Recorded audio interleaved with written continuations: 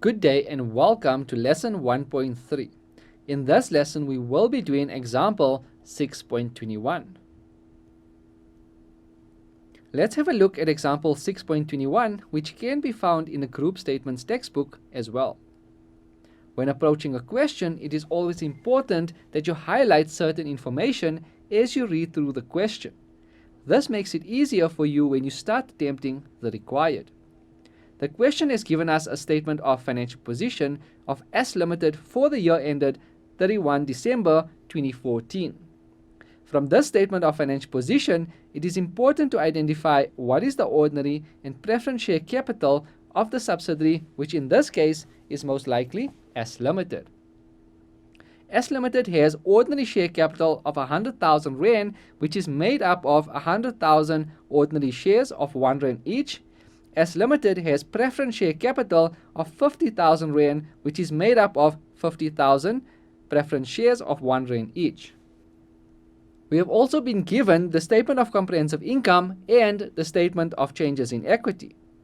When performing a consolidation that includes preference shares, it is important to identify the ordinary and preference dividend that was paid.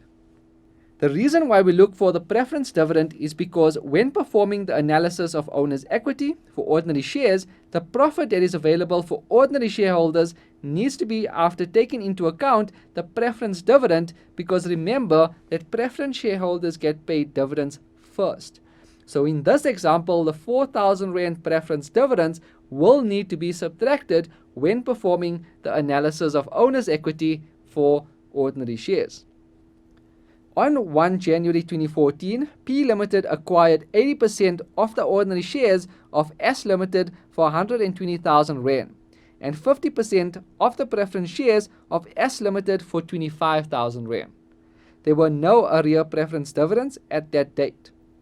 Now the 120,000 Rand and the 25,000 Rand is the consideration transferred for the ordinary share and preference shares. The fair value of P Limited's investment in the preference shares of S Limited is equal to the consideration paid, therefore, at the end of the reporting period. The preference shareholders have a preferential right to their dividend payment and will receive a proportionate share of the net assets available for distribution upon liquidation of the acquiree. The fair value of the preference shares at acquisition date is 26,000 Rand, and P Limited elected to measure the non-controlling interest in the acquiree at a proportionate share of the acquiree's identifiable net assets at the acquisition date. When performing the analysis of preference shares, we recognize the preference shares at the acquisition date fair value because the preference shareholders have a preferential right to their dividend payment and will receive a proportionate share of the net assets available for distribution upon liquidation of the acquiree, because this is consistent with the measurement of non-controlling interest. Because P Limited elected to measure non-controlling interest at the proportionate share of the acquiree's identifiable net assets at the acquisition date, there will be no goodwill that needs to be recognized. Now, when attempting to answer a group statements question, try to follow these steps. Step 1. Control. When looking at a group statements question, try to identify whether the company has control over the other company.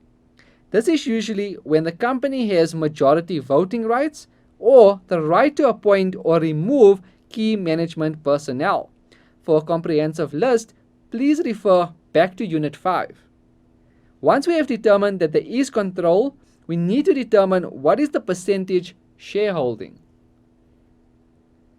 So step 2, determine the percentage of shareholding. In this question, P Limited owns 80% of the ordinary shares, and P Limited owns 50% of the preference shares. Therefore, P Limited has the majority voting rights, and therefore S Limited will be a subsidiary of P Limited. Once we have determined the percentage of control, we can now complete the analysis of owner's equity. So step 3, the analysis of equity. Remember that when there is preference shares in the subsidiary, then you would need to complete two analyses. one for the ordinary shares and one for the preference shares. And step 4, prepare the journals. Once you have done the analysis, you would need to prepare the journals for the intra-group transactions and the elimination journals. You may also do the journals before you prepare the analysis of equity. Step 5, prepare the consolidated financial statements. Once the above 4 steps have been completed, you are now ready to complete or to prepare the consolidated financial statements, namely the consolidated statement of comprehensive income, the consolidated statement of changes in equity, and the consolidated statement of financial position. If you look at the analysis of equity, the at-acquisition will be performed as we have done so in Unit 5 and Unit 6.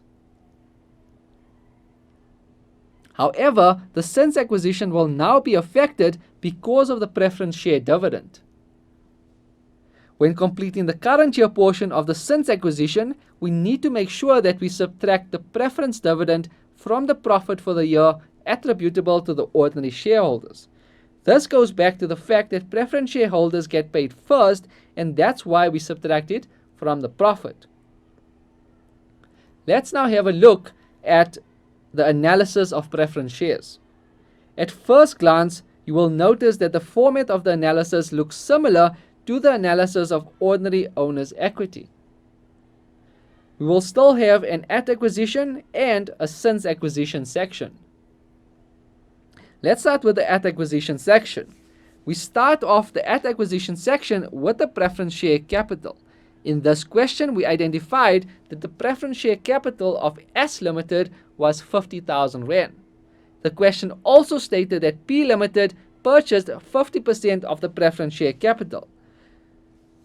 So we can allocate 25,000 Rand in the at column for P Limited and another 25,000 Rand in the non-controlling interest column.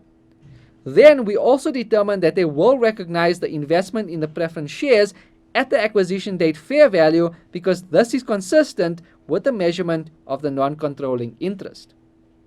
The acquisition date fair value was 25,000 Rand, and the 50% that P Limited acquired was also worth 25,000 Rand, so there won't be any purchase difference. Similarly, for the non-controlling interest, we are recognizing and measuring non-controlling interest at the proportionate share of the acquiree's identifiable net assets at the acquisition date.